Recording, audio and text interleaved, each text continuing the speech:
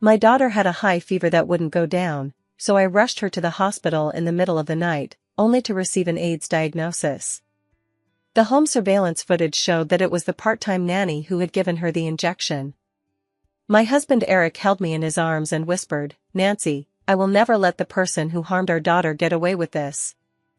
I was holding the surveillance USB drive and preparing to call the police, but Eric grabbed me first and dragged me into the locked basement, then locked the door behind us. Angela just wanted to give her daughter a fever-reducing injection. She didn't mean to. She hasn't even graduated from college yet. You can't ruin her life because of a child who's already ruined. So she has a dirty disease. Hand over the evidence, and we'll have another healthy one. To force me to hand over the evidence, he turned the air conditioner in the basement to the highest temperature and watched me gradually struggle to breathe and convulse. It turned out that Eric had really changed his mind. The temperature in the basement was rising rapidly. My chest heaved violently, and every breath was accompanied by a burning pain. The suffocating sensation was like a giant net, tightly wrapped around me.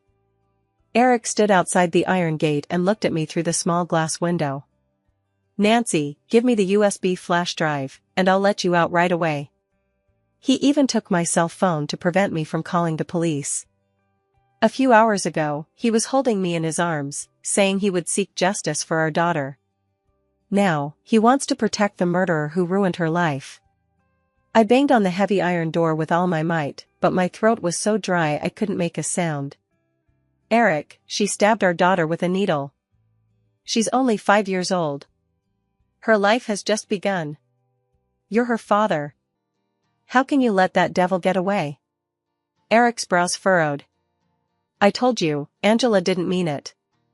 Ava had a high fever, and you, as her mother, were only concerned about your half-dead father.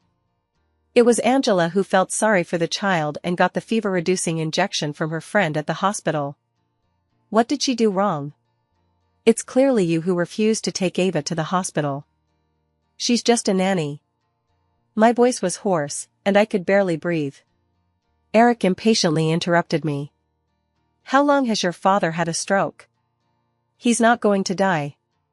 Ava has a fever. What would happen if you delayed? Angela is taking such good care of Ava. She just wants the child to get better quickly. No one wants this to happen. Just hand over the USB drive. It's just a dirty disease. If it comes to that, we can just give up this child and have another one. Angela hasn't even graduated from college yet. Her life can't be tarnished." I couldn't believe my ears. In his heart, my daughter's entire life was worth far less than Angela's future. My heart ached, and a surge of strength I didn't know where it came from welled up inside me, and I pounded my fists against the cold iron door. "Eric, listen carefully. Unless I die here today, I will make sure Angela goes to hell. My daughter's murder must be avenged. Don't even think about making me hand over the evidence." My hand quickly became a bloody mess, and the violent movements made the oxygen deprivation even worse. Everything went black before my eyes. Seeing me bleeding, Eric's brows furrowed tightly. Just as I was about to pass out, the door clicked open. A cold breeze swept in, and I greedily took a deep breath. Eric turned off the air conditioner and dragged me out the door, gritting his teeth. "Nancy, do you have to be so stubborn? You're forcing me to do this." When I regained consciousness, I found myself outside my father's intensive care unit.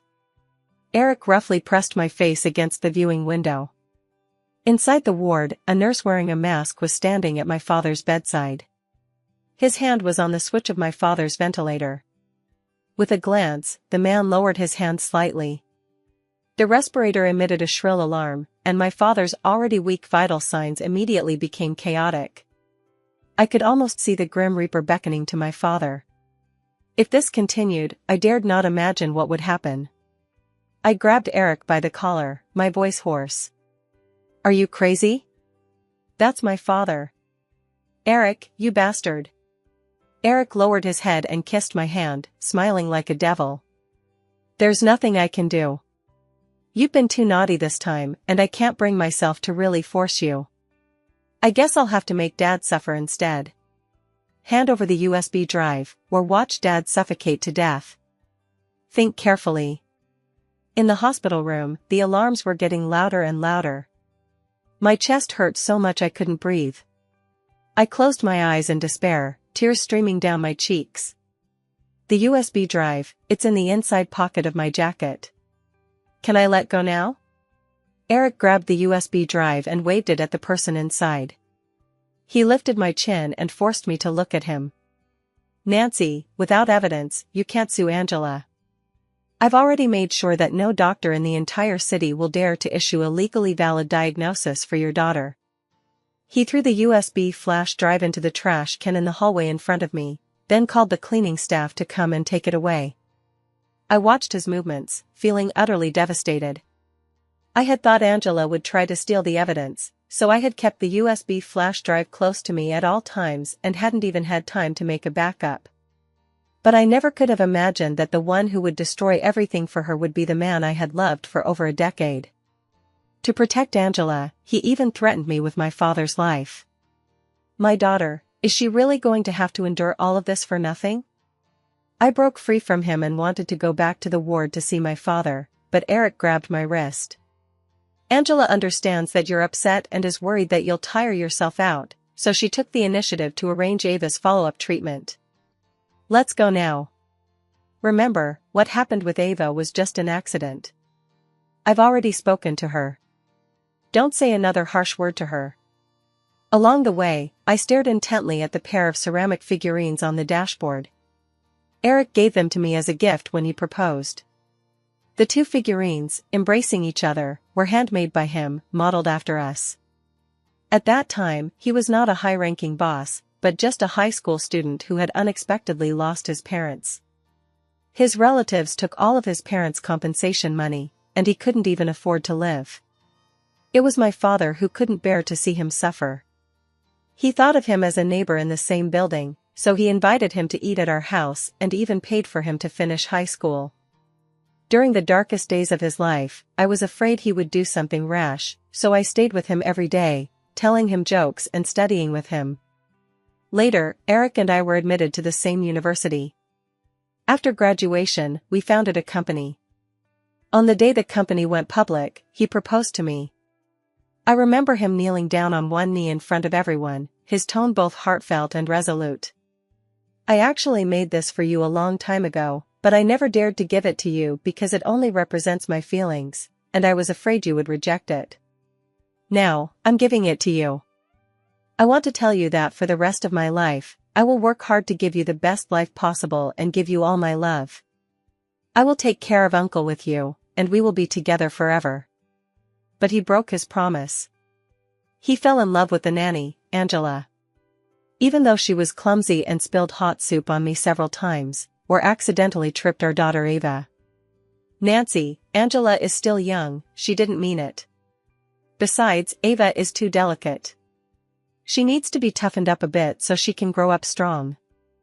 Don't you think Angela's hard work to earn money for living expenses is just like us when we were young? You've been caught in the rain yourself, so why don't you understand why she would want to share her umbrella with someone else? When we arrived at the private isolation hospital, Eric warned me again before rudely pushing me into a ward. As soon as I entered, I was so angry at the sight before me that I began to tremble all over. Ava's tiny body was tied to the hospital bed, her mouth taped shut, and she could only cry softly. Angela was holding a pair of scissors and cutting off Ava's favorite long hair bit by bit.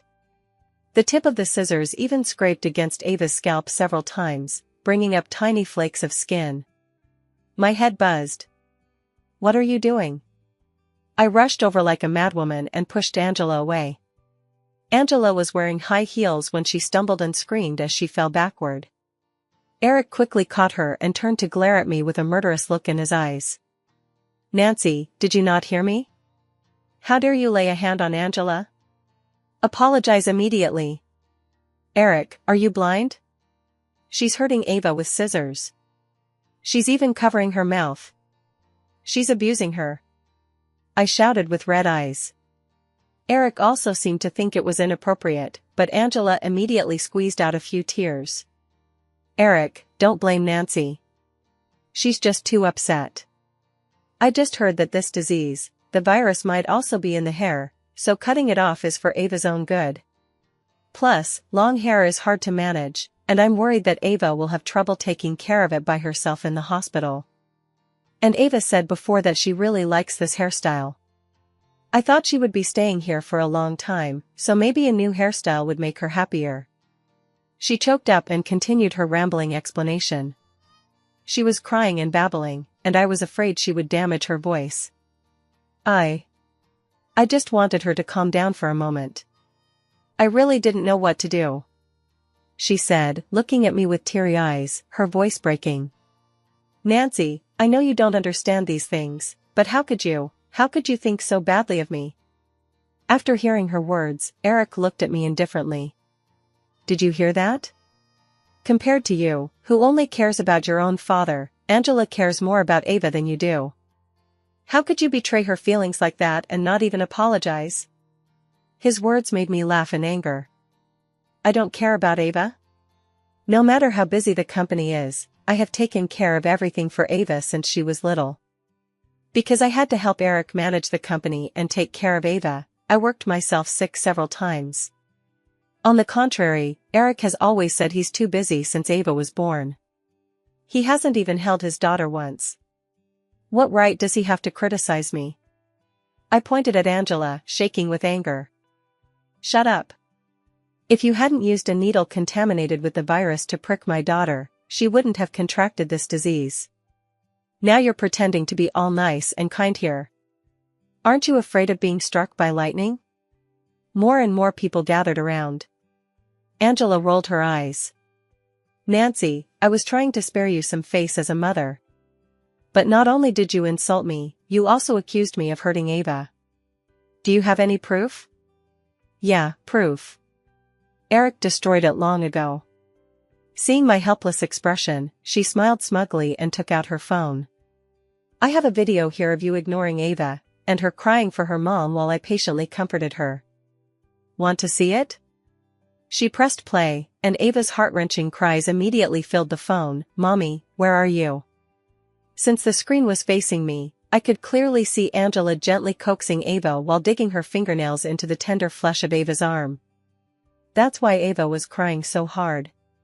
But her cries were so loud that they drowned out her own hypocritical words of comfort. Ava, be a good girl. Mommy is at the hospital with Grandpa and will be back soon. Auntie peeled an apple for you. Let's not cry anymore, okay? Soon, Ava stopped crying. I clenched my fists tightly because Angela had stuffed a large piece of apple into the child's mouth. The child couldn't make a sound, her little face turning red and purple, and her limbs twitching weakly due to lack of oxygen. Kill her. That was the only thought in my head. I lunged forward like a madman, not just to grab the phone, but to tear her face apart. But before I could touch her, my arm was grabbed tightly by someone. Eric stood in front of Angela. Enough is enough. Angela stood behind me, quickly putting away her phone and pretending to pat her chest, looking startled. Nancy, calm down. Everyone is watching. As soon as she finished speaking, the whispers around her turned into insults and abuse. So it was her who neglected her child all this time? Her father is human, but his daughter isn't? I think this little girl is much better than her own mother. The other woman is devoted and caring, but she comes home and acts like a mad dog, biting everyone. Exactly. I think the child is sick from being mistreated by her. Now she feels guilty and is looking for a scapegoat. These people seem to have found an outlet for their emotions, hurling insults at me non-stop, some even spitting at me. I glared at Eric, who finally seemed to realize he had gone too far and took a step back. Angela immediately grabbed his arm in distress. Eric, you said you would always protect me. Nancy misunderstood me, but that's no big deal. If you help her now, doesn't that mean you're admitting I'm the culprit? If word gets out, my life will be ruined. Are you going to break your promise? Finally, Eric spoke to me coldly. Nancy, you wronged Angela first. Since you refuse to apologize, you'll have to learn your lesson. I don't know how long it took for the voices of accusation to gradually fade away. Eric came over to pull me away. "Let's go, I'll take care of it." I waved his hand away and slapped him hard across the face. "Eric, we're getting a divorce. I'll leave the company with nothing, and from now on, we're done." Angela looked at him with a smile and said, "Eric, you're not very smart, are you? You're the one who's been fooling yourself all this time. You're the one who's been using me and taking advantage of me. You're the one who's been living off me. You." I ignored him, walked over to my daughter's bed, trembling as I removed the tape from her mouth and the restraints on her hands and feet, then held her tightly in my arms. Ava had cried herself to sleep, her little face still streaked with tears. Eric tried to follow, but I turned and shouted, "Get out!" He furrowed his brow, about to say something, but froze in place when he saw the lifelessness in my eyes. I didn't look at him anymore, holding my daughter's small hand, not moving an inch. All night long, I stayed by Ava's bedside, listening to her whimpering from nightmares, my heart breaking. "Ava, I'm so sorry. It's Mom's fault for not protecting you." The next day, I settled Ava in and got ready to go to the hospital to see my dad. Eric threw my phone on a chair in the hospital room, and it was turned off. On the third day, just after charging the phone, I received a call from my father's attending physician. As soon as I answered, I could hear the urgency in his voice. "Nancy, I finally got through. Your father. He had a massive stroke last night. We tried to save him for a long time, but..." I couldn't hear a word he said after that, so I hailed a taxi and rushed to the hospital. The doctor stood outside the emergency room with a grave expression on his face and shook his head. "Nancy, please try to stay strong. The situation inside. You need to prepare yourself." The room was in disarray. My father lay on the hospital bed, no longer breathing, with all the machines connected to him stopped working. Why did this happen? He was fine when I left. We don't know either. Miss Angela came last night and said that Eric sent her to visit your father, and she didn't let us go in to disturb you. Eric instructed us that whatever Miss Angela says is his decision, and we dare not disobey. She stayed inside for a long time before leaving. This morning, when the nurse made her rounds, she discovered the equipment. I remembered something and searched around the corner of the hospital room. Sure enough, I found a pinhole camera. Because of Eric's threat earlier that day, I had asked a nurse I knew to install it in my father's room before leaving, using the excuse that I needed to use the restroom. I had helped this nurse before, so she was willing to help me. I connected my phone and found last night's video. I was stunned. Angela had actually pulled out her father's breathing tube. She smiled maliciously at her unconscious father. "Old man, you used to be so kind. You helped Eric. Now help me. Eric now treats me like his precious treasure. He doesn't even care that I ruined your granddaughter, and he's forcing your daughter to hand over the evidence. When you're dead, Nancy will have no hope left. I'll make him taste the pain of losing all his loved ones." My father twitched a few times on the bed, then fell completely still. Angela admired the scene for a moment before slowly reinserting the tube, faking his death. I didn't have the courage to watch any longer. I hugged my father's cold body and cried my heart out. After sending my father's body to the funeral home, I dragged my leaden legs back to the empty house. Everything here remained as it was yesterday, but now there was only silence. I numbly walked into Ava's room, intending to pack a few changes of clothes to take to the hospital. My gaze swept across the bedside table and landed on Ava's favorite teddy bear. A string in my mind was suddenly plucked. I rushed over, grabbed the teddy bear, and tremblingly fumbled with the zipper on its back. My fingertips touched a small, cold, hard object. It was the voice recorder. At first, to prevent the nanny from abusing the children, I deliberately hid this in the teddy bear and told Ava to talk to it when she was unhappy. How could I forget about it? I frantically pressed play, and after the crackling sound of electricity, I heard my daughter's childish voice, intermittent and tearful. Immediately after that came Angela's vicious voice. You little bastard, you're really tough. I stabbed you so many times, and you still haven't been infected. Let's see if I can finish you off this time. Don't blame me, blame your father. It was just a little embezzlement of company funds, but he wouldn't let it go and insisted on sending my father to prison, destroying our family. What stand-in? I spit on that. If I didn't want to kill every one of you, I wouldn't bother playing along with him. The voice recorder slipped from my trembling hands and fell to the ground. Hatred burned like lava in my chest. So that's how it was. She had been planning this all along. I picked up my phone, found a long-forgotten number, and dialed it. The phone was answered quickly. Mr. Gary, you once said that as long as I was willing, your company would always welcome me back. Does that still hold true? The man's warm voice carried a hint of suppressed excitement. Of course. Nancy, I've been waiting for you. My team is looking to expand into the domestic market, and the terms are up to you. Alright, I need you to do me a favor. I hung up the phone, prepared the divorce agreement, and headed to HS Group. Passing by the break room, I heard Angela talking on the phone with someone, her tone brimming with unhidden triumph. Don't worry, that old fool has been taken care of. Now Nancy is just a stray dog. That idiot Eric actually thought I was some innocent little flower, but I had him wrapped around my finger. Once I marry him, I'll drain his company dry and then tell him he's been infected by me too. Ha ha ha ha, just thinking about the look on his face makes me feel so satisfied. This is great.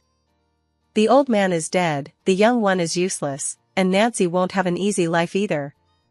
The anger in my chest erupted, and I rushed over and slapped Angela across the face. Eric heard the noise and rushed over, pushing me away. I lost my balance and hit the corner of the bar counter, wincing in pain. Nancy, are you out of your mind? Eric, Angela immediately threw herself into his arms, crying bitterly, I don't know what I did wrong. Nancy hit me as soon as she came in. Is it because she knows you're going out with me tonight, so she's angry? I know she thinks I'm not good enough for her. I'm just a poor student, and in her eyes, I'm nothing. Maybe we should just forget it. I'll go back to school. Eric held her tightly and looked at me with utter disappointment. Nancy, when did you become so cruel? Angela is an orphan who has always worked hard to support herself. She just wants to survive. Just because I showed her a little kindness, you can't stand her? I laughed coldly in anger. I'm evil? Eric, do you know that my father is dead? It was Angela who killed him. She. Smack, a hard slap across my face, leaving my ears ringing and a trickle of blood at the corner of my mouth. Eric's voice was cold. Nancy, I told you not to use such vicious words to describe Angela. You weren't satisfied with blaming Ava for getting sick in order to get rid of Angela, now you're even using your own father as an excuse? Have you no humanity left? Seeing how he defended Angela without hesitation, I suddenly lost the energy to argue with him. His heart was already far away, and no matter what I said, he wouldn't believe me. Forget it, Eric, just sign this and I'll leave right away. I won't bother you anymore. I took out the divorce agreement and handed it to him. He didn't even look at it, signed it with a flourish, and then threw it in my face. I know Ava is sick, and your father is always in poor health. You're unhappy. Whatever you want to buy, I'll sign for you. But you repeatedly embarrassed Angela in public. You must kneel down and apologize to her. Otherwise, I cannot guarantee that Ava and your father will not have an accident in the hospital. I couldn't control the trembling of my whole body. I couldn't believe that the man I had loved for so many years could be so vicious. Had I never really known him? Eric, you're ruthless. For Ava, for the plan ahead, I humbled myself and knelt before Angela. I was wrong today. I'm sorry. No sooner had she finished speaking than Angela stretched out her foot, stepped on my head, and pressed down hard. Yan Xiao, you have to apologize sincerely. You have to kowtow. My forehead hit the floor with a dull thud, and blood quickly appeared. A look of reluctance flashed across Eric's face, but Angela took advantage of the moment and leaned against him, pouting in a hurt manner. "Eric, look at my face. Is it swollen? If it's disfigured, how will I ever show my face in public?" In the end, Eric said nothing and pulled Angela back into the office. Soon, ambiguous sounds could be heard coming from inside. Ignoring the strange looks from my coworkers, I staggered out of the office building. A black Bentley pulled up in front of me, and a man in a suit got out. It was Gary. He extended his hand to me. "Nancy, XS is delighted to be working with you." I got into Gary's car and left. After 3 hours, Eric and Angela finally stopped. Today was the 365th day that he and Angela had been together. Angela was like an insatiable demon, clinging to him every day. But after a while, Eric suddenly found it boring. What flashed through his mind was how I blushed and looked shy every time. Since he brought Angela home, we haven't been intimate at all. On his desk, there was still a photo of us taken when we first got together. Back then, he was always like a clingy big dog, never letting me go. He would keep me up all night, and the next day I would have to go to all kinds of drinking parties to help him secure investments. Eric felt guilty for no apparent reason. He called his assistant. "Tell the lady that I'll be home for dinner tonight. Oh, and order me a bouquet of flowers. She's been in a bad mood lately. It'll cheer her up." He thought for a moment and gave Angela a card. "You don't have to go back with me. There's enough money in this card for you to spend. Rent your own place." Angela heard that she wasn't allowed to go back with him, and hatred flashed in her eyes, but she said pitifully, "But Eric, didn't you say tonight was our anniversary?" Eric had made up his mind and didn't like anyone arguing with him. Angela had always been obedient, but now he suddenly felt a little annoyed. "We've been together all afternoon, so that's enough." He looked up and saw that his assistant was still standing there awkwardly, and said dissatisfiedly, "What are you still standing there for? Didn't you hear me?" The assistant took out a document, his hands shaking. "Eric, I just tried to call the lady, but the number is disconnected. And, you just signed the divorce agreement and approved the lady's resignation. At this moment, the lady may not want to see you." "What are you talking about? When did I ever?" Eric's words trailed off as he saw the contents of the document. He couldn't believe what he was seeing. He picked up the 2 pieces of paper and looked at the signatures repeatedly. How could this happen? Didn't she give me a purchase order for items? How dare she leave the company and leave me? My years of devotion and wisdom made Eric think that even if he occasionally made mistakes, I would never leave him. But at that moment, he suddenly realized that things had completely spiraled out of his control. No, he had to find me and get to the bottom of this. If worst came to worst, he would just kick Angela out, he was tired of her anyway. Then he could go back to his old ways, begging and pleading with me, and I would surely soften my heart and forgive him. Eric grabbed his coat and rushed out. Angela tried to hold him back. "Eric! Get lost!" He shouted angrily and rushed out without looking back. But when Eric rushed home, he found that the house was empty, and all my belongings were gone. He drove like a madman to my father's hospital, but not only did he not see me, my father's room was empty. Eric grabbed the nurse I had asked to look after me earlier and shouted angrily. "Where's my father-in-law? Why isn't he here? If anything happens to him and my wife is hurt, I'll make sure your entire hospital closes down." The nurse had previously received a favor from me regarding her son's school enrollment, and she also felt guilty about my father's death. Suddenly, she found the courage to push Eric's hand away. "Now you know to call your father-in-law and care about your wife? What were you doing all this time? So you think having money makes you great? Does having money mean you can find a mistress and let her pull out your father-in-law's breathing tube and kill him? Let me tell you, what you're doing is illegal. You'll get what's coming to you sooner or later."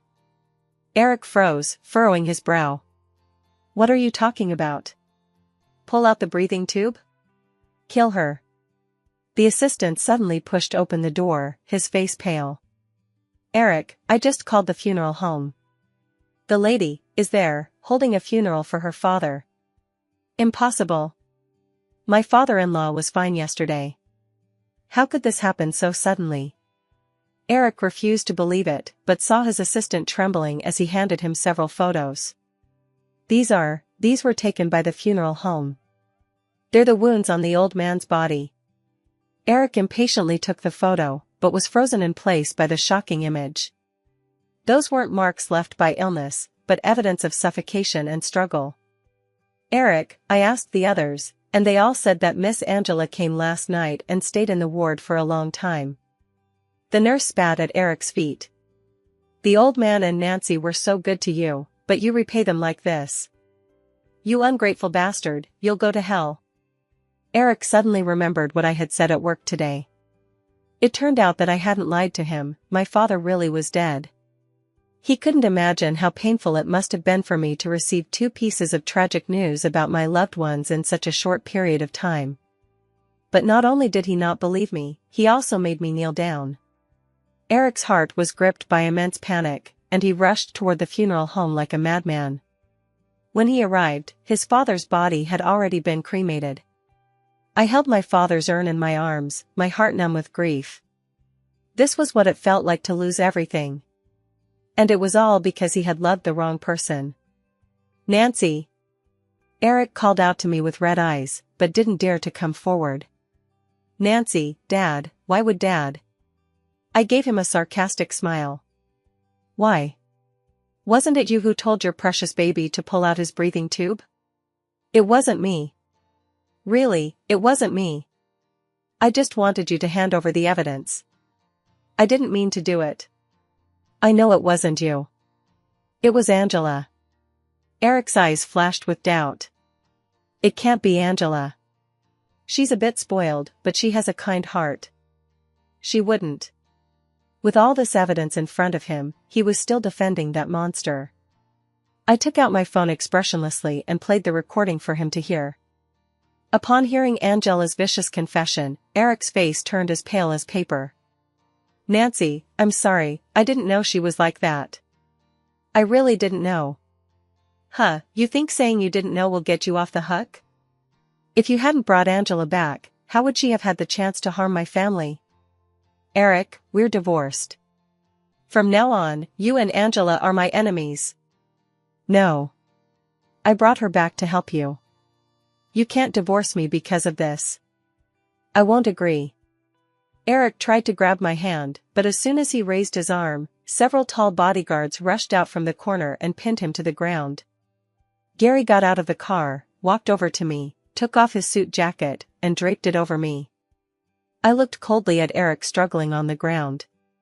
What, Eric wants to steal the evidence again and destroy it? I didn't.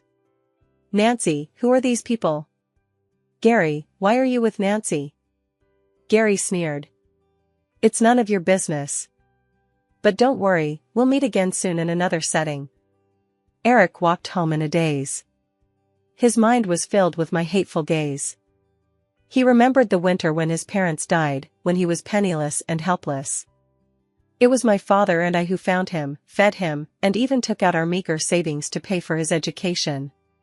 He swore that he would treat me well for the rest of his life and take good care of my father. But what has he done? Not only has he betrayed me, he has also caused my father's death. Eric remembered my last look of utter disgust and my cold words. In his heart, he believed that everyone in the world could hate him, but I was the only one who couldn't. Because I had once been the only light illuminating his dark life. But now, that light had faded away from him. As soon as he entered the villa, he saw Angela smashing the pair of figurines. She was still cursing. Bitch! Everyone's gone, and you leave something here to annoy me. Turning to face Eric's gloomy face, Angela's eyes flashed with panic, then she pouted in a hurt manner. Eric, I just wanted to pick them up and look at these cute little figures, but I accidentally dropped them. I heard you made them for Nancy yourself. I want a pair too, to prove our love. Anyway, you two are divorced now. When are we getting married? Eric lowered his eyes. The little figures on the ground were already broken into pieces. Just like our relationship, the feelings between us could never be repaired. He suddenly grabbed Angela's neck with both hands, his eyes dark and fierce. You deserve it? Do you think I don't know anything? Angela's face turned red from being choked, but she showed no fear, instead revealing a sinister smile. Eric dragged her into the basement, intending to use the same tactics he had used on me earlier. You follow me, and I'll turn a blind eye to whatever you do. But you shouldn't have gone after Ava's father after you already went after her. You want more? Eric's voice was hoarse, his face contorted with rage. Angela suddenly burst out laughing. Eric, what are you pretending now? You brought me back in the first place just to get back at Nancy, didn't you? You've been enjoying my adoration, and now you want to wash your hands of it? Shut up. You poisonous woman, you're not even worth a single strand of her hair. Poisonous woman? Angela laughed until tears came out. Yes, I am a poisonous woman. If it weren't for you, my father wouldn't be in prison, and I wouldn't have become like this. She leaned close to Eric and whispered in a voice only the two of them could hear, spitting out every word. You think I'm after your money? Let me tell you, I got close to you for revenge. Revenge on you, revenge on everyone connected to you. Ha ha ha. I even gave you a big gift. Every time you touch me, you think of Nancy, don't you? It's okay, now you'll always have my souvenir with you. Eric's heart skipped a beat, and an ominous premonition enveloped him. Angela looked at his sudden change in expression and laughed even more wildly. Now we're truly never apart. You'll never touch another woman again in your entire life. Just then, Eric's phone rang frantically. He answered it, and his assistant's panicked voice came through the receiver. Eric, it's bad. The company is finished. XS Group, our stock price plummeted overnight. All of our partners have sent breach notices, and the banks have started calling in loans. We're bankrupt. The phone slipped from Eric's hand and fell to the ground. He stared at Angela, who was still laughing hysterically, his mind going blank. Bang! The basement door was kicked open, and flashes of bright light filled the room. A group of police officers and journalists rushed in, capturing their disheveled appearance on camera. Eric, Angela. You are formally arrested on multiple charges, including intentional assault, unlawful detention, and commercial crimes. In the meeting room, he saw me. Gary stood beside me, protecting me like a guardian angel. Eric, dressed in prison garb, screamed with bloodshot eyes, Gary. It's you. You and Nancy are behind all this. Nancy, how dare you? How dare you team up with outsiders against me? Gary looked at him with disdain. Eric, you were the one who pushed Nancy away. You didn't know how to appreciate her when you had her. You deserve it. Eric was about to curse again when he suddenly began coughing violently, coughing up blood. He remembered Angela's words, and the color drained from his face, his pupils filled with fear. He grabbed my pant leg frantically, his voice trembling. Nancy, I'm sick. Am I also? I kicked his hand away with disgust. That's right, Angela made you sick too. She said it was an anniversary gift for you. Back then, her father was the company accountant and embezzled public funds, so he was sent to prison. From that day on, she began to indulge herself and sleep with countless men. Eventually, she contracted AIDS and began to think about revenge. Eric was sentenced to a heavy prison term for multiple crimes, including intentional assault, harboring a criminal, and illegal detention. Angela was sentenced to life imprisonment for intentional homicide and spreading a virus. Eric was diagnosed with AIDS, and in prison, he faces endless suffering. As Eric screamed in despair, I took Gary's arm and prepared to leave. He cried and shouted, his eyes filled with regret. Nancy, why? I thought for a moment and decided to explain everything.